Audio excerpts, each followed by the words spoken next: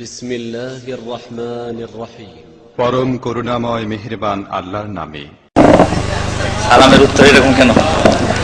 আসসালামু আলাইকুম ওয়া রাহমাতুল্লাহি ওয়া বারাকাতুহু। ওয়ালাইকুম আসসালাম ওয়া রাহমাতুল্লাহ। ইন্নাল হামদালিল্লাহি নাহমাদুহু ওয়া নাস্তাঈনুহু ওয়া নাস্তাগফিরুহু ওয়া নু'মিনু বিহি ওয়া নাতাওয়াক্কালু আলাইহি ওয়া নাউযু বিল্লাহি মিন শুরুরি আনফুসিনা ওয়া মিন সাইয়্যাতি আ'মালিনা। মান ইয়াহদিহিল্লাহু ফালা মুদিল্লা লাহু ওয়া মান ইউদ্লিল ফালা হাদিয়া লাহু। ونشهد أن لا إله إلا الله وحده لا شريك له ونشهد أن محمدا عبده ورسوله صلى الله عليه وسلم الذي أرسله بالحق بشيرا ونذيرا وداعيا إلى الله بإذنه وسراجا منيرا. أما بعد فإن خير الحديث كتاب الله وخير الهدي هدي محمد صلى الله عليه وسلم وشر الأمور محدثاتها وكل محدثة بدعة وكل بدعة ضلالة وكل ضلالة في النار. أما بعد فقد قال الله تبارك وتعالى في الكلام المجيد والفرقان الحميد. أعوذ بالله من الشيطان الرجيم. وقضى ربك ألا تعبدوا إلا إياه وبالوالدين إحسانا الآية. وقال الله تبارك وتعالى يا أيها الناس اعبدوا ربكم الذي خلقكم والذين من قبلكم لعلكم تتقون. فيا عجبا كيف يوصى الإله أم كيف يجهده الجاهد. فيا عجبا كيف يوصى الإله أم كيف يجهده الجاهد. وفي كل شيء له آية تدل على أنه الواحد. وفي كل تحريكة وتسكينة في الورى شاهد.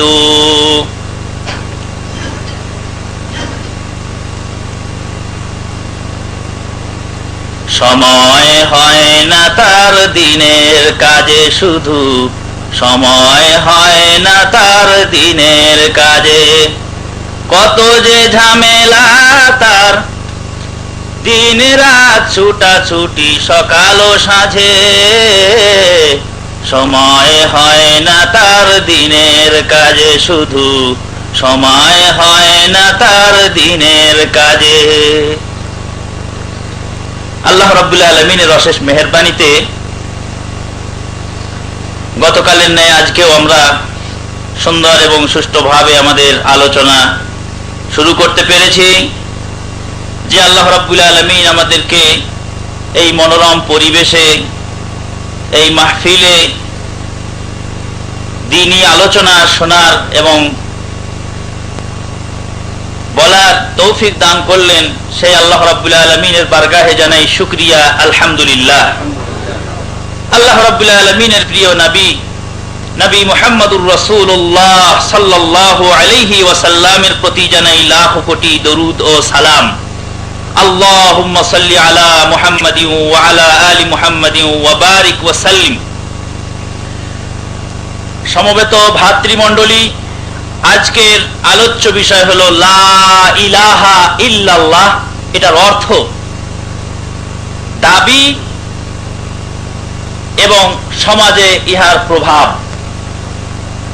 এটি হলো আজকের আলোচ্য বিষয়, লা ইলাহা ইল্লাল্লাহ। এই যে একটি ঘোষণা, একটি শব্দ, একটি আহ্বান, এই আহ্বানের অর্থটা কি প্রথমে আমাদেরকে জানতে হবে।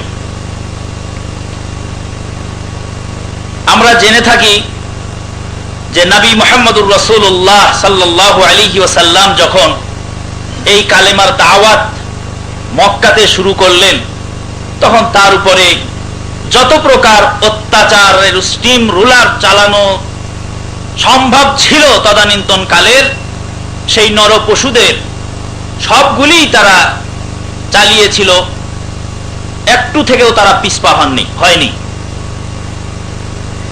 বর্তমানে আমাদের সমাজে লা ইলাহা ইল্লাল্লাহ বিভিন্ন শ্রেণী বিন্যাস হয়ে গেছে।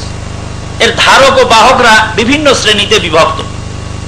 একদল আছে ছেঁড়া টুপি মাথায় দিয়ে রাস্তায় গিয়ে লা ইলাহা ইল্লাল্লাহ বললেই জনগণ বুঝতে পারে যে কিছু খয়রাত দিতে হবে, কিছু ভিক্ষা দিতে হবে, ঠিক না বেঠিক? আর একদল আছে যারা লা ইলাহা ইল্লাল্লাহর হালকায় জিকির বসায়, সেখানে লা ইলাহা ইল্লাল্লাহর আওয়াজ শুনলেই বোঝা যাবে যে এর শেষে কিছু তাবারুক সিন্নির ব্যবস্থা আছে। আরেক দল আছে যারা লা ইলাহা ইল্লাল্লাহর অর্থ যখনই বলা শুরু করে সমাজের ছোট থেকে নিয়ে বড় পর্যন্ত বিভিন্ন শ্রেণীর মানুষের মধ্যে অ্যালার্জি শুরু হয়ে যায়। এরকম বিভিন্ন শ্রেণীর মুসলমান এবং বিভিন্ন ভাবে এই লা ইলাহা ইল্লাল্লাহর অর্থ তাৎপর্য ব্যাখ্যা করে থাকেন। তা আমি আজকে লা ইলাহা ইল্লাল্লাহর অর্থ প্রথমে করতে চাই। এখন প্রশ্ন হলো এই যে তদানীন্তন কালে কাফের বেদিন বেঈমানেরা লা ইলাহা ইল্লাল্লাহ শুনে চটে গেল, রেগে গেল, মায়ের মুখ অবস্থায় হলো। এখন আমরা লা ইলাহা ইল্লাল্লাহ বলছি, একে এরপরে আমাদেরকে ভিক্ষা দিচ্ছে, অথবা লা ইলাহা ইল্লাল্লাহর হালকায় জিকির বসালে ভালো ভালো খাবারের ব্যবস্থা হচ্ছে, তাবারুকের ব্যবস্থা হচ্ছে। এটার কারণ কি? আবার কিছু মানুষ রেগেও যাচ্ছে লা ইলাহা ইল্লাল্লাহ শুনি, কারণ কি? আসলে লা ইলাহা ইল্লাল্লাহর অর্থ তদানীন্তন কালের জাহেলি সমাজের জাহেলরা যা বুঝেছিল বর্তমান সমাজের মুসলিম মিল্লাত তা পুরোপুরি ভাবে উপলব্ধি করতে পারে নাই বা বুঝতে পারে নাই। এক কথায় তাদের ভিতরে এই লা ইলাহা ইল্লাল্লাহর অর্থ এবং তাৎপর্য কমপ্লিট আন্ডারস্ট্যান্ডিং এ না আসার কারণে দেখা যাচ্ছে যে এই মতাদৈত্য এবং মতানৈক্য দেখা দিচ্ছে। এখন আমি লা ইলাহা ইল্লাল্লাহর অর্থ আপনাদেরকে বলছি, শুনুন।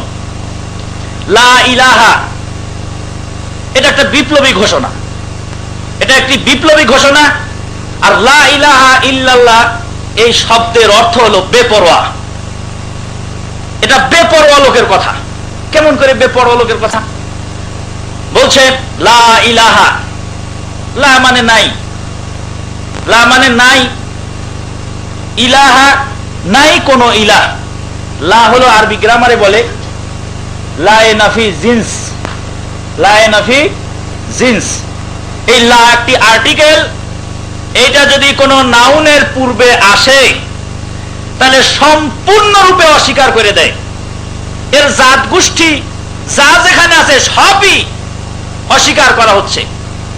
লা ইলাহা, দুনিয়াতে যত ইলাহ আছে, যত মাবুদ আছে, যাদেরকে মানা হয়, যাদের আইন মানা হয়, যাদের কথা শোনা হয়, যাদের কাছে মাথা নত করা হয়, সমস্ত জাত গোষ্ঠী যা আছে যেখানে সবাইকেই অস্বীকার করে দেওয়া হচ্ছে। নাই ইলাহা, কি নাই? ইলাহ নাই। লা ইলাহা কথা একটার সাথে আর একটা জড়িত। প্রথম থেকে না বুঝে গেলে কিন্তু পরে বুঝতে কষ্ট হবে। নাই ইলাহা, ইলাহ নাই। লা ইলাহা, নাই কোনো ইলাহ ইল্লাল্লাহ, এক আল্লাহ ছাড়া। আল্লাহ ছাড়া কোনো ইলাহ নাই। ইলাহ শব্দের অর্থ উলামায়ে কেরামগণ, অধিকাংশ উলামায়ে কেরামদের সহিহ মত হলো ইলাহ শব্দের অর্থ হলো মাবুদ। আল ইলাহ মিনাল মালুহ, আলাহা ইয়ালাহু, এই ধাতু থেকে উৎপত্তি। আল ইলাহ মানাহু মালুহ, মানে মাবুদ। কোন মাবুদ নাই, কোন ইলাহ নাই, লা মাবুদা। এখন এই যে চণ্ডীদাসেরা যে ই করে, বাসুর পূজা করে, গরু পূজা করে, গরুর গোবরের পূজা করে, শিবের লিঙ্গ পূজা করে, এগুলি কি পূজা না, পূজনীয় নয়? যদি আমি বলি যে দুনিয়াতে কোনো পূজনীয় নাই, তাহলে বলতে হবে যে দুনিয়াতে কোনো পূজা হয় না। না, অর্থ তা নয়। অর্থ হলো লা মাবুদা বিহাক্কিন, সত্য কোনো মাবুদ নাই, দুনিয়াতে পূজা পাওয়ার যোগ্য কেউ নাই, যতই পূজা করা হোক। দুনিয়াতে অনেক পূজা করা হয়, কিন্তু পূজা পাওয়ার যোগ্য কেউ নাই। এটার অর্থ হলো লা মাবুদা বিহাক্কিন ইল্লাল্লাহ, পূজনীয়তার আসনে বসার যোগ্যতম কেউ নাই, অযোগ্য অনেক আছে। যদি এইভাবে তর্জমা না করি, তাহলে বলতে হবে যে দুনিয়াতে কোনো পূজাই হয় না, গায়রুল্লাহর পূজা দুনিয়াতে হয় না। ওই জন্য ওলামায়ে কেরামগণ এই লা ইলাহা ইল্লাল্লাহর অর্থ এরকম করছেন যে দুনিয়াতে পূজা পাওয়ার যোগ্য কেউ নাই, এটা তার অর্থ। এটার অর্থটা যদি সরল বাংলা এরকম বলি, তাহলে তার অর্থ হলো আমি মানি না, লা ইলাহা আমি মানি না, আমি কিচ্ছু মানি না, কিছুই বিশ্বাস করি না, আমি রাখো তোমার এই সমস্ত কথা, আমি কিচ্ছু মানি না। এই কিচ্ছু মানি না যখনই বলবে, এই লোকের নাম হলো বেপরোয়া। যখন সমাজের নেতৃমণ্ডলী আপনার বিরুদ্ধে বিচার দাবি করলো, বিচার করতে লাগলো, বিচারের এক পর্যায়ে গিয়ে আপনাকে বললো যে তোমার 16 জুতা হয়ে গেছে, তখন আপনি বললেন যে আমি এই সমস্ত সমাজের নেতৃবৃন্দরা খাল্লি বাল্লি, আমি এদের আইন কানুন কিচ্ছু মানি না, যাও বিচার মানি না, আমি বিচার মানি না যদি বলে, তাহলে এই লোকটাকে বেপরোয়া, বেপরোয়া কিনা? এই যে বেপরোয়া লোক, এই শব্দের অর্থ, লা ইলাহা ইল্লাল্লাহ শব্দের অর্থ হলো বেপরোয়া হওয়া। এই বেপরোয়া হওয়ার কারণে সমাজের লোকেরা খেপে গেল। এই ছেলে এত বড় সাহসের, এতিম ছেলে বালক, এই কয়দিন আগে এই মানুষের বাড়িতে ছাগল চড়ায় মানুষ হলো, আর এই এত বড় কথা কয় মানি না, সমাজ মানি না, সমাজের আইন মানি না, সমাজের বিধান মানি না, সমাজের মাতবরদেরকে মানি না। এই কথা তো বিশ্বাস করতে, এই কথা তো বলতে দেওয়া যায় না। সুতরাং তারা হয়ে গেল মায়ের মুখ। আর আমরা এটার ব্যাখ্যা করে থাকি কি, যারা এই যে ভিক্ষা চাচ্ছে, তারা ব্যাখ্যা করে যাচ্ছে যে আল্লাহর ওয়াস্তে কিছু দাও, ওটা লা ইলাহা ইল্লাল্লাহ মানে আল্লাহ, আর আল্লাহর ওয়াস্তে আমি যেহেতু গরিব মানুষ, আল্লাহকে পাওয়ার জন্য তুমি কিছু দাও।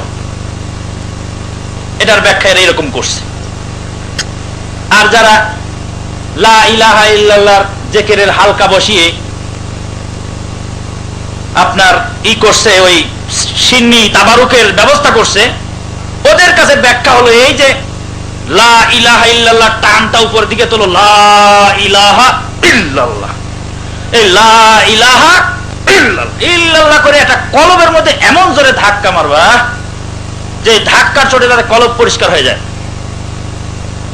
এখন প্রশ্ন হলো যে সমাজ যে অপরিষ্কার হয়ে গেল, বলে সমাজ খাল্লি বাল্লি, সমাজ অপরিষ্কার হলো, তা আমার দাবি না, আমার দাবি হলো আমার কলব পরিষ্কার করতে হবে। আমি আমার কলবের দিকে মোতাওয়াজ্জা আছি, আমার কলব জনাব পীর সাহেব কেবলার কলবের দিকে মোতাওয়াজ্জা আছে, পীর সাহেবের কলব জনাব দাদা হুজুর কেবলার কলবের দিকে মোতাওয়াজ্জা আছে, দাদা হুজুরের কলব জনাব দাদি হুজুরের কলবের দিকে মোতাওয়াজ্জা আছে, দাদি হুজুরের কলব আল্লাহর আরশ মুআল্লার দিকে মোতাওয়াজ্জা হইয়া আল্লাহর আরশ মুআল্লার ফায়েজ লইয়া হু আল্লাহর জিকির আমার দিলের মধ্যে একটু প্রবাহিত হয়, ইয়া আল্লাহ। এই হলো লা ইলাহা ইল্লাল্লাহ নয়তন, মানে নিয়ত, জিকিরের নিয়ত। এখন এই যে নিয়ত জিকির, এখন এই যে খানকার মধ্যে জিকির শুরু হলো, কলব পরিষ্কার হলো, কলব পরিষ্কার করতে করতে করতে করতে সমাজ অপরিষ্কার হয়ে গেছে। পীর সাহেবের ছেলে নিজেই নামাজ পড়ে না, পীর সাহেবের মুরিদানরা সারা রাত ধরে জিকির করে সকাল পর্যন্ত নামাজ পড়ে না, সকালে ফজরের নামাজ নাই। এই হলো লা ইলাহা ইল্লাল্লাহর অর্থ। এরা ব্যাখ্যা করতেছে কলব পরিষ্কার করা, কিন্তু দেল এর নাম দিয়েছেন নাফি আর ইসবাত, নফি ইসবাতের জিকির। আমি যদি নফি ইসবাতকে ইংরেজিতে বলি, তাহলে তার অর্থ হবে নেগেটিভ আর পজিটিভ, ঋণাত্মক আর ধনাত্মক। বাংলাতে বলে ঋণাত্মক আর ধনাত্মক। ঋণাত্মক আর ধনাত্মক আল্লাহ রাব্বুল আলামিন ব্যবহার করছেন, করে বলছেন লা ইলাহা। এই লা ইলাহাটা হলো ঋণাত্মক, নফি, নফি নেগেটিভ, নেগেটিভ করে দিল, নাই, কেউ নাই, মানার মতো কেউ নাই।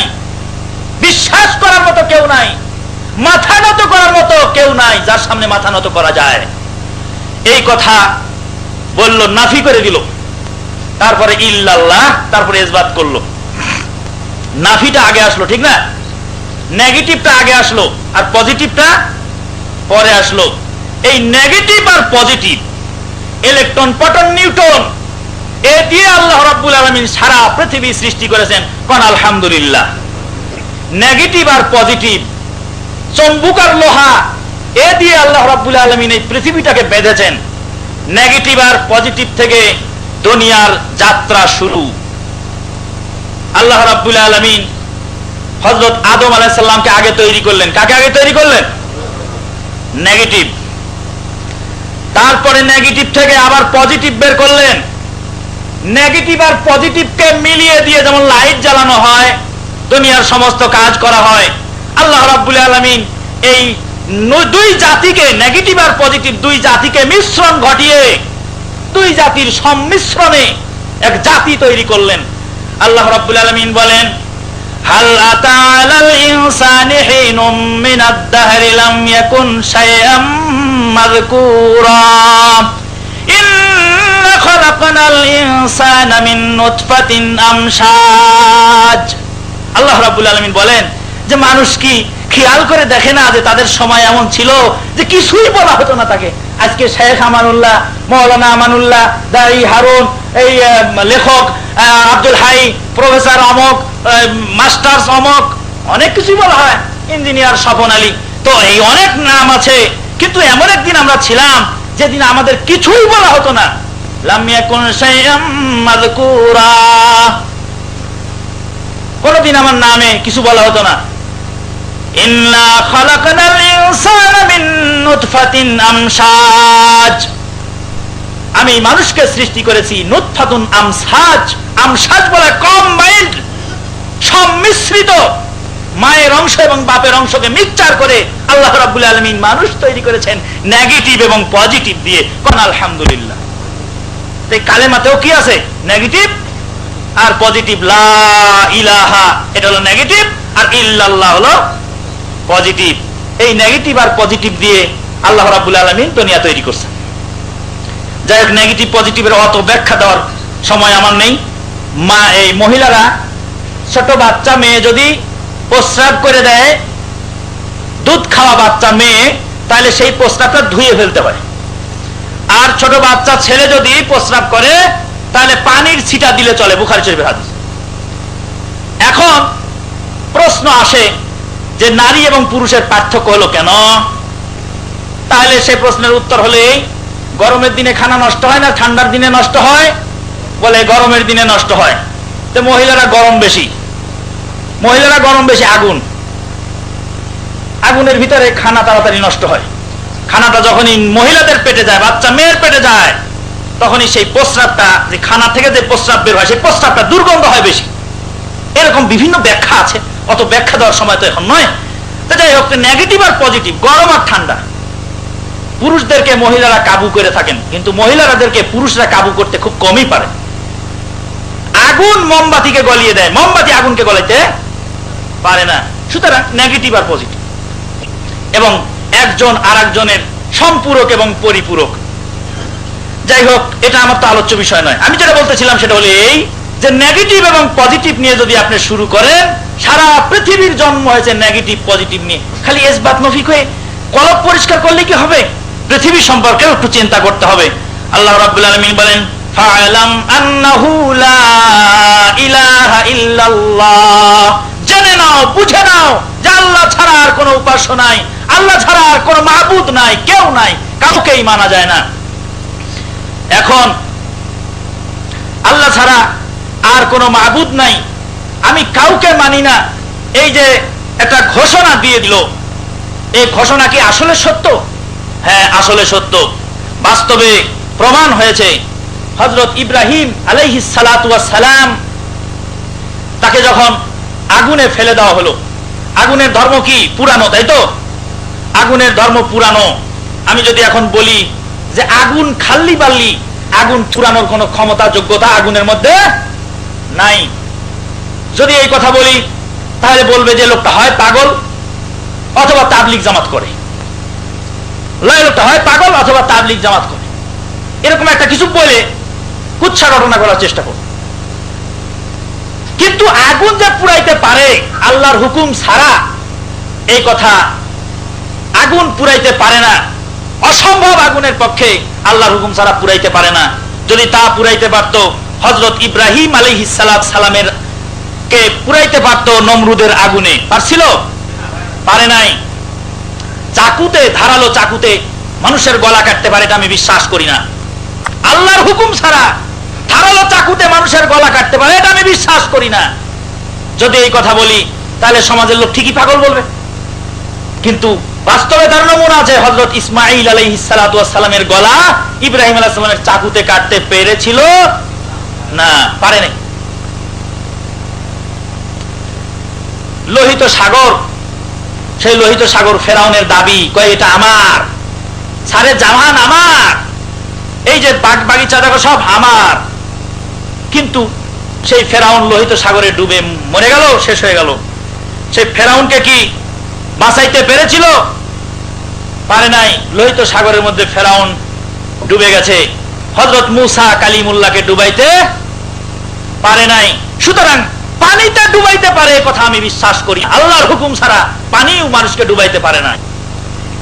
শুধু কি তাই, পানির মধ্যে হযরত মূসা কালিমুল্লাহকে আল্লাহ রাব্বুল আলামিন বাঁচিয়ে দিলেন। আর কারুনকে কি করলেন আল্লাহ রাব্বুল আলামিন? কারুনকে কোথায় ডুবালেন? কারুনকে ডুবালেন জমিনের মধ্যে, শুকনা মাটিতে ডুবিয়ে দিলেন আল্লাহ রাব্বুল আলামিন, শুকনা মাটিতে ডুবিয়ে দিলেন। পানিতে মূসা কালিমুল্লাহকে ডুবাইলেন না, আর কারুনকে শুকনা মাটিতে ডুবাইলেন, ঠিক না বেঠিক? সুতরাং এই যে ডুবাইতে পারে, ভাসাইতে পারে, বাঁচাইতে পারে, পুরাইতে পারে, এই ক্ষমতা এবং এই যোগ্যতা পৃথিবীর কারো ভিতরে আল্লাহ রাব্বুল আলামিনের দেওয়া ছাড়া আসে না। আল্লাহ যদি না দিয়ে থাকেন তার ভিতরে, তাহলে আসে না। আবার কালকে বলে মনে করেন না যে আগুনের তাসির নেই, আগুন পুরাইতে পারে না। একদিন এক গান শুনলাম, কয় আয় বড় পীর আব্দুল কাদের জিলানের জিলানি, তোমার নামের গুণে আগুন হয়ে যায় পানি। এখন আব্দুল কাদের জিলানির নাম করে যদি আগুনে হাত দেওয়া যায়, তা আগুন কি পানি হবে নাকি? অসম্ভব কথা। আমাদের এক ভাই বলছেন যে পেশাব করে দিলে আগুন পানি হয়। আগুনের উপর যদি কেউ পেশাব করে দেয় তো পানি হয়ে যাবে আগুন। কাজে আব্দুল কাদের জিলানির নাম লাগে না আগুন পানি করতে।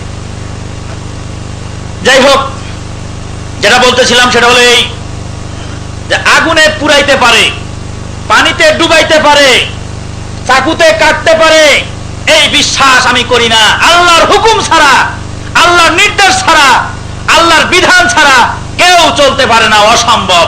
এই বিপ্লবী ঘোষণা, এই কথা, এই বেপরোয়া বাক্য যখনই সমাজের মধ্যে নবী মুহাম্মদুর রাসূলুল্লাহ সাল্লাল্লাহু আলাইহি ওয়াসাল্লাম প্রয়োগ করলেন, তখনই সমাজের ওই সমস্ত ব্যক্তিদের, নেতা হতাদের মাথার মধ্যে লাঠির আঘাত পড়লো, সর্বনাশ করেছে, এই ছেলে আমাদের এই সমাজকে ভেঙে ফেলবে, এই সমাজ আর চলতে দেবে না, এই সমাজ চেঞ্জিং আসবে, সুতরাং এই ছেলেকে দমন করো। দমন করার জন্য যত ছল বল কল কৌশল আছে, সব ছল বল কল কৌশল অবলম্বন করা হলো, কিন্তু সেই ছল বল কল কৌশল কোনোটাই কাজে আসে নাই। এখন লা ইলাহা ইল্লাল্লাহর অর্থ আশা করি আপনারা মোটামুটি বুঝতে পারছেন তো নাকি? যে আমি আমার জীবনে তাবিজ, কবজ, পীর, ফকির, ভণ্ড, বদমাইশ, লেটা মাজনু, দেওয়ানা, পাগল ল্যাংটা হয়ে থাকে, কাপড় পরে না, তার কাছে গিয়ে নত স্বীকার করছে। নত স্বীকার করে বলছে, হুজুর আমারে একটা ছেলে দাও। কচ্ছপের কাছে গিয়ে ছেলে চাইছে, কুমিরের কাছে গিয়ে ছেলে চাইছে। আশরাফুল মাখলুকাত ডক্টর উমর ফাল্লাতা, মদিনা ইউনিভার্সিটির প্রবীণ অধ্যাপক, বহুত বড় বড় শায়েখ মাশায়েখদের তিনি উস্তাদ, ডক্টর উমর ফাল্লাতা। ডক্টর উমর ফাল্লাতা একদিন ওয়াজ করতেছেন মসজিদে নববীর মধ্যে বসে। তিনি একটি চমৎকার কথা বললেন, আমি শুনে স্নায়িত হয়ে গেলাম তার কথা। তিনি বলছেন, দেখো আল্লাহ রাব্বুল আলামিন সারে দুনিয়াতে গরু, ছাগল, বকরি, ভেড়া, সাপ, বিচ্ছু, ব্যাং যা আছে, গন্ডার, হাতি, সব কিছুকে আল্লাহ রাব্বুল আলামিন এইভাবে সৃষ্টি করেছেন, আগা আর পিছনে সমান, মাথা এবং পাছা সমান, ঠিক না বেটি? কিন্তু একটি জাতি আশরাফুল মাখলুকাত আল্লাহ রাব্বুল আলামিন সৃষ্টি করেছেন লম্বা করে। আল্লাহ ইচ্ছা করলে মানুষকে 4 পায়ের জানোয়ার বানাইতে পারতেন, পারতেন না? পারতেন। 2 পা না বানিয়ে মাথা এবং পিছন সমান করে গরুর মতো বানাইতে পারতেন, হামাগুড়ি দিয়ে চলবে, পারতেন। কিন্তু আল্লাহ রাব্বুল আলামিন আশরাফুল মাখলুকাতের মাথাটা উপরের দিকে আসমানের দিকে তুলেছেন।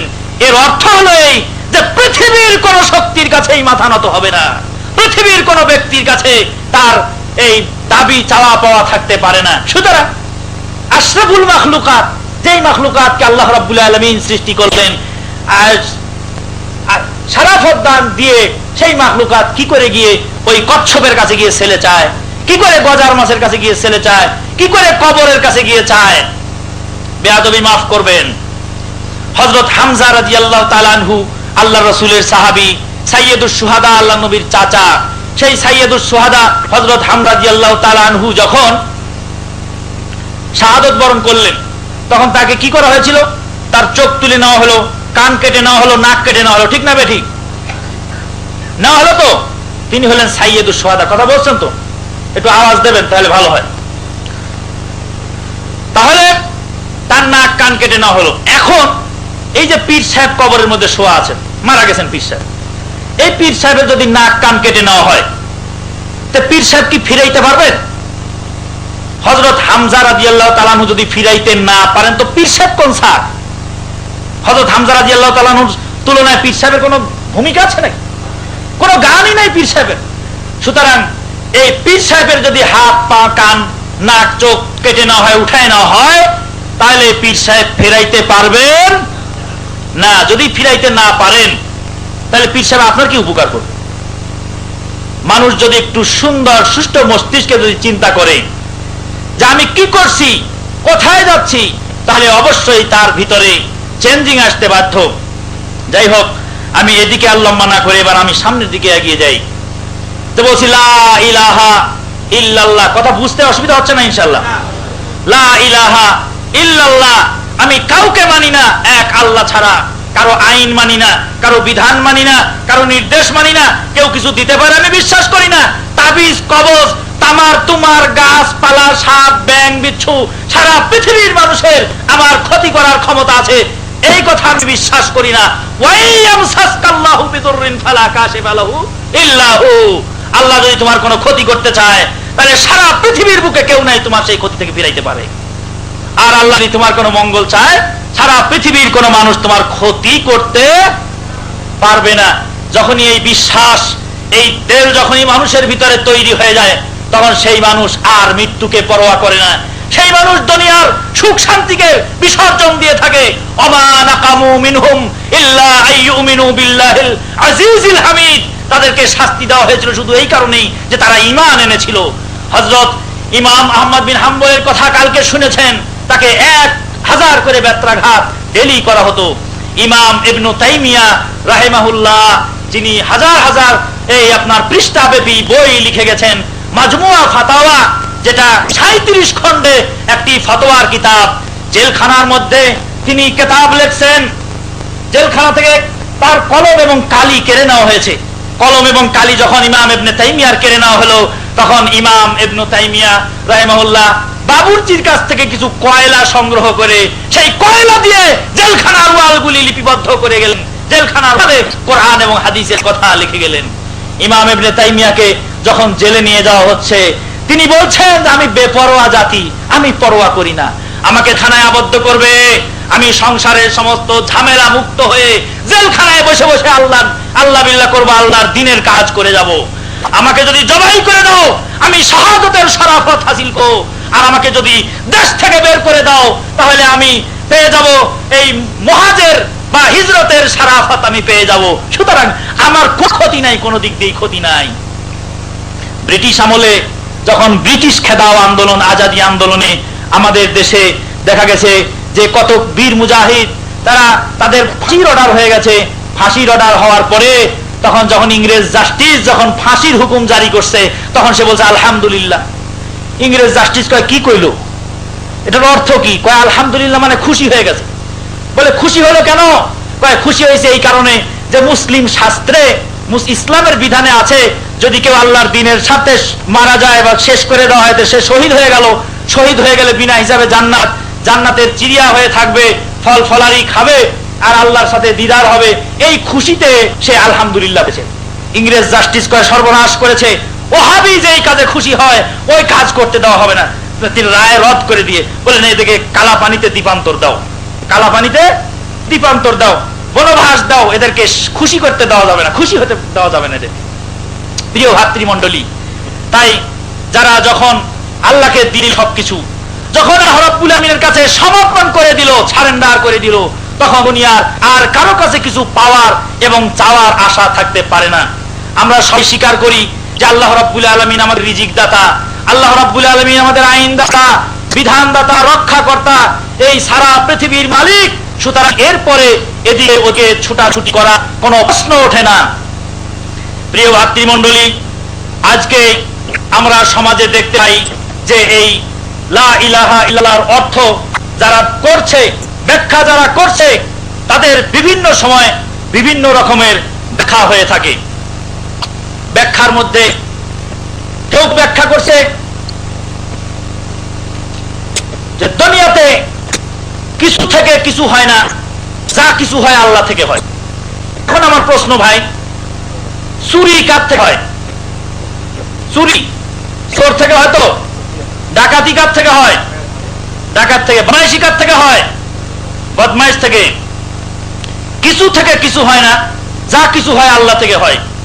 এই কথাটার ব্যাখ্যাটা যদি আমি এইভাবে করি, তাহলে তার অর্থ হবে এই যে চুরিটাও আল্লাহ থেকে হয়, ডাকাতিটাও আল্লাহ থেকে হয়, আর এটাও আল্লাহ থেকে হয়। এটার ব্যাখ্যাটা একটু পরিষ্কার করে শুনুন। আল্লাহর ইচ্ছা ছাড়া গাছের পাতা লড়ে না, এটা একটা কথা আছে, কোরআনেও আয়াতও আছে। তাহলে চোর চুরি করলো, চুরি হলো, আর আল্লাহর হুকুম ছাড়া গাছের পাতা লড়ে না, এই দুই কথার সমন্বয় কি করে করা যায়? কি করে দুই কথাকে এক করে বোঝানো যায়? দুই কথাকে এক করে বোঝানোর জন্য একটু ভালো করে বুঝে নেন বিষয়টা। ইরাদা মানে আল্লাহর ইচ্ছা দুই প্রকার। আল্লাহর ইচ্ছা কয় প্রকার? দুই প্রকার। একটা হলো ইরাদা কাউনিয়া কাদারিয়া, আর আরেকটা হলো ইরাদা শারঈয়া। আজকে আলোচনা একটু কঠিন হচ্ছে, বুঝে নেওয়ার চেষ্টা করুন, অনেক উপকার হবে, ফায়দা হবে ইনশাআল্লাহ। ইরাদা কাউনিয়া কাদারিয়া আর ইরাদা শারঈয়া। আল্লাহকে দুনিয়ার কোনো মানুষের সাথে তুলনা করা যায় না। তবে আপনাদেরকে বুঝানোর জন্য আমি একটা সহজ করে একটু উদাহরণ দেই। কমান্ডার যুদ্ধের ময়দানে সোলজারকে বলছে গুলি করো। সোলজার গুলি করতে যাচ্ছে, ট্রিগার টিপবে, এখন দেখে তার সামনে তার বাপ। আমার বাপকে গুলি করার জন্য আমার কমান্ডার বলছে। এখন কমান্ডারের হুকুম না মানলে কমান্ডার আমাকে কি করবে? গুলি করে মেরে দিবে। কমান্ডারের হুকুম আমাকে মানতে হবে, আমার বাপকে গুলি করতে হবে। এখন আমি বাপকে যে গুলি করলাম, ইচ্ছায় না অনিচ্ছায়? অনিচ্ছায়। ইচ্ছায়। আমার যদি ইচ্ছা না থাকে আমি ট্রিগার টিপলাম কি করে? ইচ্ছায় করছি। এখন আমার কেউ কি তার বাপকে ইচ্ছায় মারে নাকি? ইচ্ছায় মারে না। সুতরাং এখানে একটা কওনিয়া কাদারিয়া আর একটা ইরাদা কওনিয়া কাদারিয়া আর একটা ইরাদা শারঈয়া। আমার বাপকে আমি মারছি, এটা আমার দিলে চায় নাই, অনিচ্ছায়। আর গুলি করছি আমার ইচ্ছাতেই, ট্রিগারও টিপছি আমার ইচ্ছায়। এই দুই ইচ্ছার পার্থক্য যারা বুঝতে পারেন না বা বুঝতে কষ্ট হয়, তারা কিন্তু এই পয়েন্টে এসে গোলমাল করে ফেলে। ওই জন্য ভালো করে বুঝে নেন, জীবনে আর কোনোদিন গোলমালে পড়তে হবে না এই পয়েন্টে। আল্লাহ রাব্বুল আলামিন তার বান্দাকে জাহান্নামে দেবেন আল্লাহর ইচ্ছাতে। আল্লাহ তার বান্দাকে দিয়ে চুরি করাচ্ছেন আল্লাহর ইচ্ছাতেই। কিন্তু এই ইচ্ছাটার নাম হলো ইরাদা কওনিয়া কাদারিয়া। এটা ইরাদার নাম ইরাদা কওনিয়া কাদারিয়া।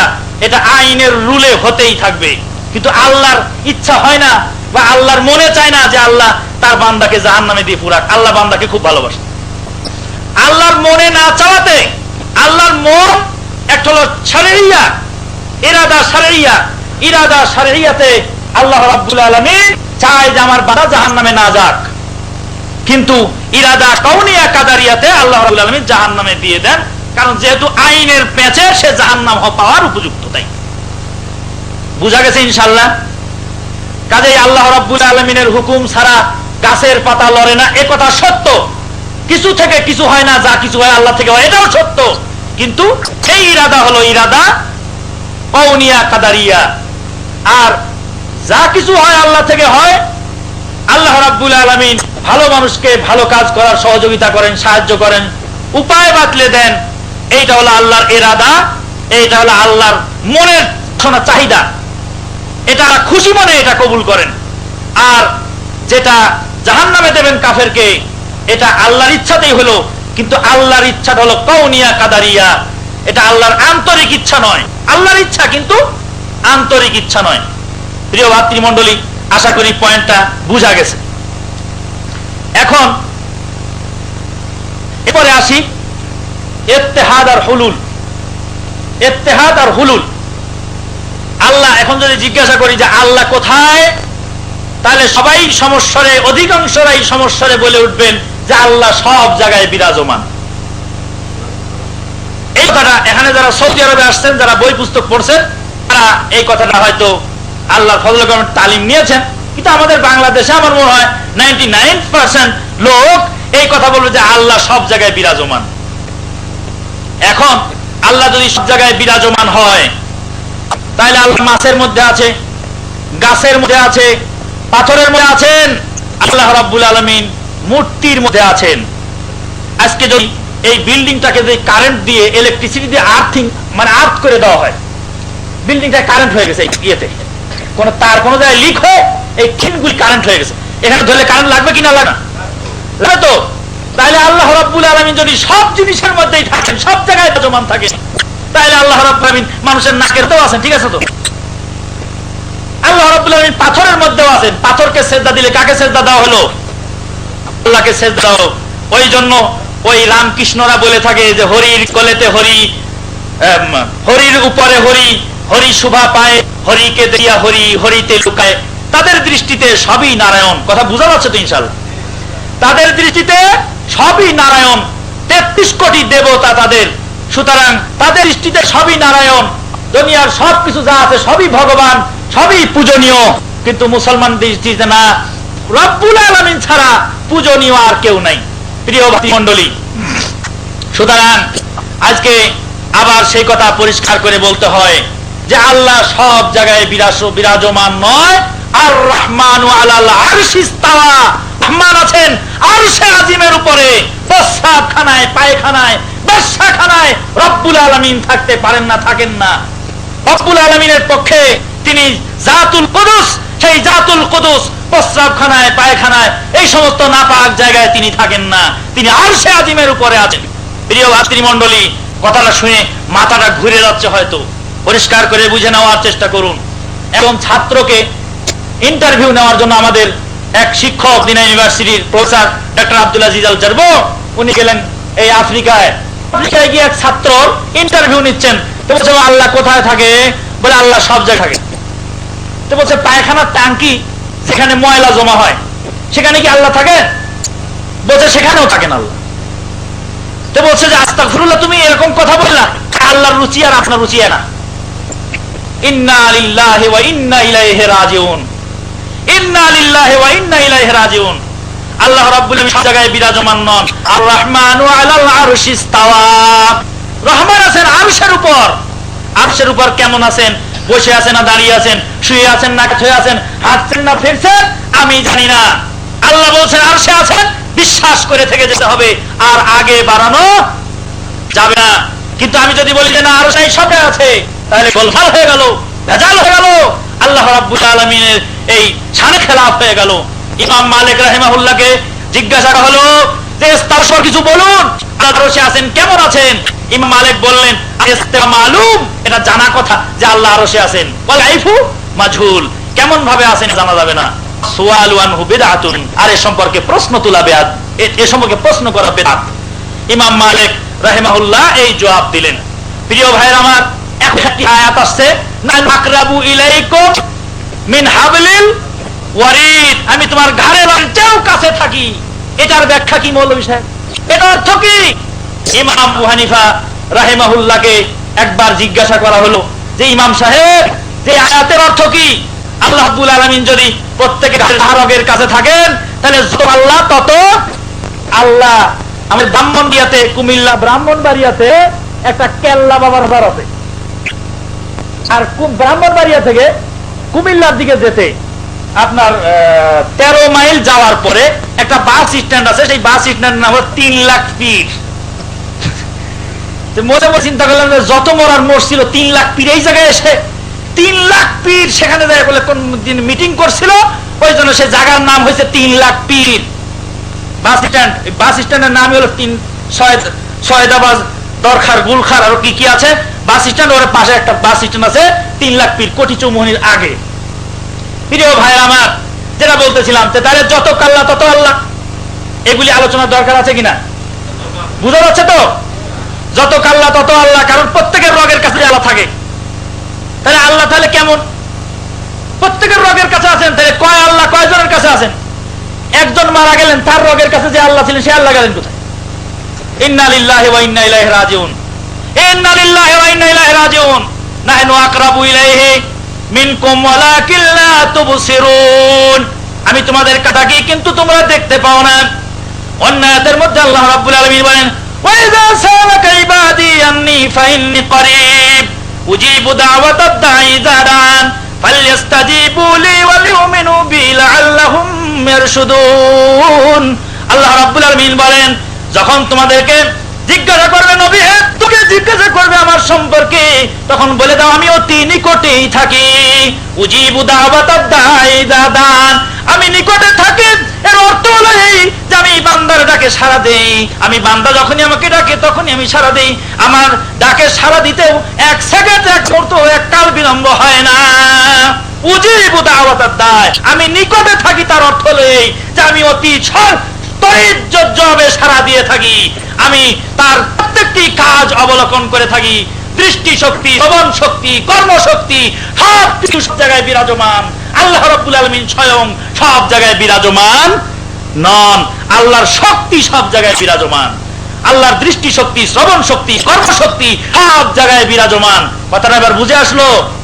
ইমাম আবু হানিফা রাহিমাহুল্লাহকে জিজ্ঞাসা করা হলো, ইমাম সাহেব যে আল্লাহ যে সব আছে যত কাল্লা তত আল্লাহ, এটার ব্যাখ্যা বলেন একটু। ইমাম আবু হানিফা রাহিমাহুল্লাহ অত্যন্ত চালাক মানুষ ছিলেন, অত্যন্ত তীক্ষ্ণ বুদ্ধি অধিকারী ছিলেন। তিনি 200 মানুষকে 200 প্লেট দিলেন হাতে, দিয়ে বললেন যে 200 প্লেটের মধ্যে ঢালো।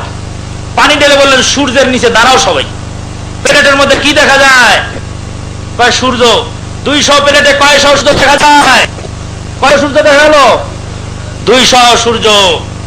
আসমান সূর্য কি নিচে নেমে এসেছে? বল না। আসমানের 1 সূর্য কি 200 ভাগে ভাগ হয়েছে? না। যদি তা না হয় তাহলে আমার আল্লাহ আরশে আজিমে সার্বভৌমতা সারা পৃথিবীর সমস্ত মানুষের কাছে। সুতরাং এই বুঝার না থাকার কারণে, এই বুঝ এই সম্পর্কে না জানার থাকার কারণে বলছে আল্লাহ সব জায়গায় বিরাজমান। আল্লাহ যদি সব জায়গায় বিরাজমান হয়, পাথরের মধ্যে আছে, পাথরকে সেজদা লাগাও, তো পাথরকে সেজদা করা হলেই আল্লাহকে সেজদা করা হলো। গাছকে সেজদা করো, গাছকে সেজদা করলেই আল্লাহকে সেজদা করা হলো। কেউ করেছে মূর্তি পূজা, কেউ পূজিছে গাছ, পূজিছে নদী পানি, কেউ পূজিছে মাছ, কেউ করেছে কুমির পূজা, কেউ পূজিছে অশ্ব, কেউ করেছে কচ্ছপ পূজা, পূজা তাজ্জবাজ বিশ্ব।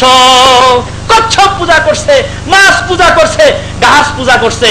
আমাদের বাংলাদেশের একজন বিশিষ্ট বাগ্মী বক্তা মৌলানা আবু তাহের বর্ধমানী, তার কাছে একদিন ওয়াজে শুনেছিলাম। তিনি বলছেন, আমি লোকাল ট্রেনে উঠেছি কোথায় যাওয়ার জন্য, এর মধ্যে হিন্দু মহিলা এই গঙ্গা থেকে জল নিয়ে আসতেছে কলসি ভরে ভরে। ট্রেনের মধ্যে লোকাল ট্রেনে জায়গা পায়নি, তাই মহিলারা সবাই দাঁড়িয়ে আছে, কারো কোলে বাচ্চাও আছে। বাচ্চা কোলে করে মহিলা দাঁড়িয়েছে, দাঁড়িয়ে থাকার পরে এখন এই বাচ্চাটা প্রস্রাব করে দিছে। প্রস্রাব করবি পর গঙ্গার জলের মধ্যে পড়ছে।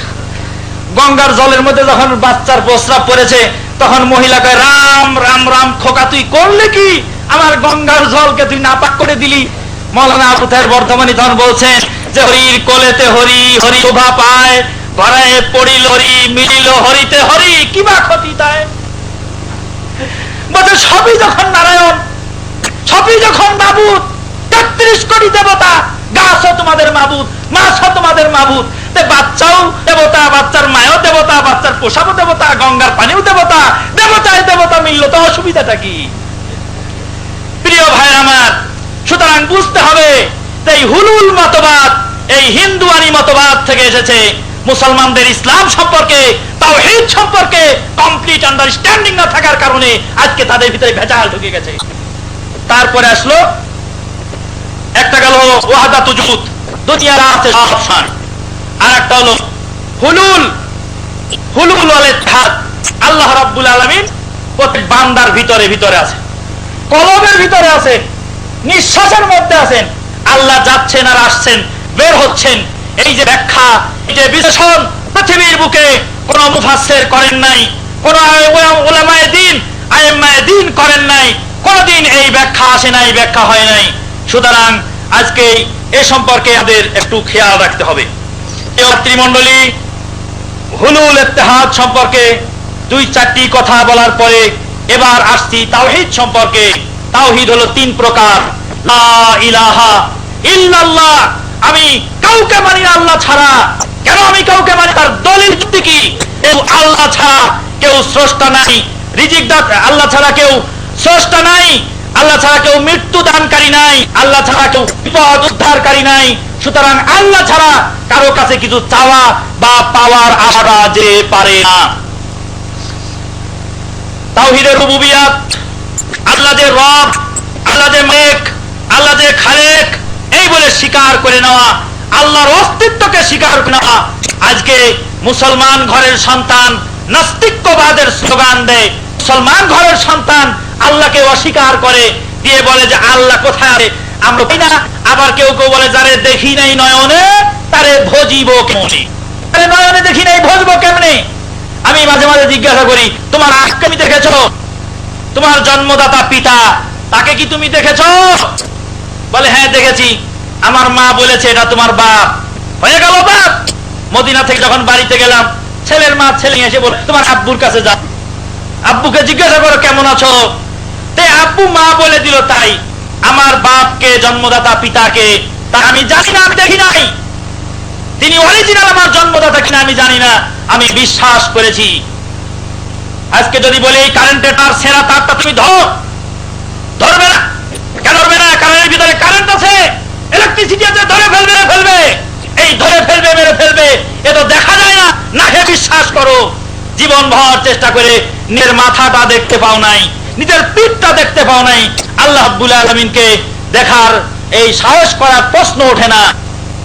প্রিয় ভাতৃমণ্ডলী, তাই আল্লাহ রাব্বুল আলামিনকে না দেখে বিশ্বাস করা হবে না, এই বলে মুসলমানদের ছেলেরাও স্লোগান দিচ্ছে। আর ওই খানকা শরীফ থেকে পীর সাহেব কেবলাও ওই কথাই যা দেখি নয়নে তারে ভজিব কেমন, এই বলে ট্যাং ট্যাং ট্যাং ট্যাং গান চালু করছে। এক প্রশ্ন হলো, আল্লাহ রাব্বুল আলামিন আছেন, তার প্রমাণ কি? নাস্তিকদের একদল ইমাম আবু হানিফা রাহিমাহুল্লাহর কাছে গেলেন, যাওয়ার পরে বললেন ইমাম সাহেব আছে তার প্রমাণ একটু বলুন। ইমাম আবু হানিফা রাহিমাহুল্লাহ বললেন, তাফসীর কাসীরের মধ্যে হাফেজ ইমাদউদ্দিন ইবনে কাসীর রাহিমাহুল্লাহ বলেন যে ঘটনাটা উল্লেখ করছেন। ইমাম আবু হানিফা রাহিমাহুল্লাহ বলেন, বাবারা তোমরা একটু সবুর করো, আমি একটু ব্যস্ত আছি, আমি একটু কিছু কাজে কিছু চিন্তায় ব্যস্ত আছি। বলে কি আপনি মৌলভী সাহেব মানুষ পরের বাড়ি খাবে খাবেন আর চুপচাপ ঘুমাবে না, আপনারা এত চিন্তা কিসের? বলুন না কি ব্যাপার, কি আল্লাহ আছে যে তার প্রমাণ কি? ইমাম আবু হানিফা রাহিমাহুল্লাহ বলছেন যে কিছুক্ষণ আগে আমার কাছে খবর আসলো যে দাজলা এবং ফুরাত নদীর মধ্যে নৌকা চলছে, তার বইটা মাঝি মাল্লা কেউ নাই, একা একাই চলছে, বিশাল তরঙ্গমালা ঢেউ তুলে চালিয়ে যাচ্ছে, চলে যাচ্ছে, সাগরের বুক চিরে চিরে চলে যাচ্ছে, যেখানে থামার দরকার সেখান থেকে থামছে, মাল লোড হচ্ছে, আনলোড হচ্ছে, নামছে উঠছে, কিন্তু মাঝি মাল্লা দাঁড় বৈঠা কেউ নাই। যখন এই কথা বলছে তো বলছে মৌলভী সাহেব পাগল হয়, তার প্রমাণ হলো এটা কোন আজগুবি কথা যে দাজলা এবং ফোরাত নদীর মধ্যে মাঝি মাল্লা দাঁড় বৈঠা ছাড়া নৌকা চলে, এটা কোন দেশি যুক্তি? ইমাম আবু হানিফা রাহিমাহুল্লাহ বললেন, বাঁচা ধন, আমার ব্রেন খারাপ হয় নাই, তোমার ব্রেন খারাপ হয়েছে, এবং তোমার সেই গুরু ঠাকুর গুরু গোবিন্দদের ব্রেন খারাপ হয়েছে, যারা তোমাদেরকে এই তালিম দিয়েছে যে পৃথিবীতে স্রষ্টা নেই। দাজলা এবং ফোরাত নদীর মধ্যে যদি একটি নৌকা না চলতে পারে, কোন মালিক মাঝি মাল্লা দাঁড় বইটা ছাড়া, বিশাল সূর্য দৈনন্দিন পূর্ব দিগন্ত থেকে পশ্চিম দিগন্তে কোন শক্তির বলে যায় একটু পরিষ্কার করে বলে দাও। ছেলেরা নিশ্চুপ হয়ে গেছে। ইমাম শাফিঈ রাহিমাহুল্লাহর কাছে প্রশ্ন তোলা হয়েছে, তিনি বলছেন যে একই গাছের তুত গাছের পাতা পলু পোকা খাইলে তার শরীর থেকে রেশম বের হয়, মধুর পোকা খেলে তার শরীর থেকে এই মধু বের হয়, আর যদি ছাগল খায় তাহলে লাদি বের হয়, আর গরু খেলে লেদা বের হয়। একই জমিনের মধ্যে মরিচের গাছ লাগাইলে ঝাল হয়, আর আখের গাছ লাগাইলে মিষ্টি হয়। একই জমিন থেকে খাইলো, কোন মালিকে ডিফারেন্স করলে একটু বলো দেখি। ইমাম মালিক রাহিমাহুল্লাহকে বলা হয়েছে, ইমাম মালিক রাহিমাহুল্লাহ বলছে যে পৃথিবীকে মানুষের ভাষার যে